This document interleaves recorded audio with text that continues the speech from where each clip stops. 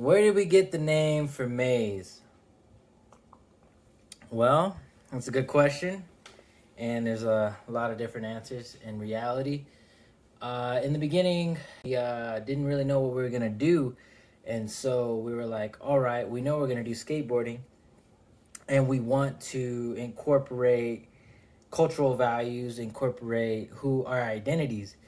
And so in the beginning when we were brainstorming a name, there was all kinds of different names, and I can remember a few. One was most definitely Pueblo Skateboards, kind of that Apache Skateboards-esque idea of a name for skateboarding. And I also came up with another name, and it was Blue Corn Skateboards. And I think that's where that kind of struck a nerve with my mom. I talked to a couple people. We had a couple different names, and Blue Corn Skateboards was for me like really prominent. And I was like, I like that name. The kind of like rolls off the tongue. And I said that to my mom, and I think she was like, Blue Corn, that's a little too specific. It's like a little to the point, like Pueblo or Southwest. Eventually, I think she said maize, or somebody said maize, and that was kind of the genesis of that. That's where we were like, oh, maize. And then I realized, from the tip of South America to, the northern borders of North America,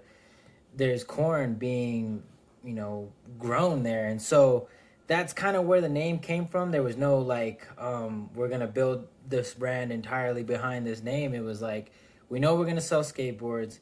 We know we're indigenous. We know we want to incorporate that in our values and in our business. It really just kind of fell into place because we already knew what we were going to do. We were going to sell skateboards and have our cultural values implemented into that.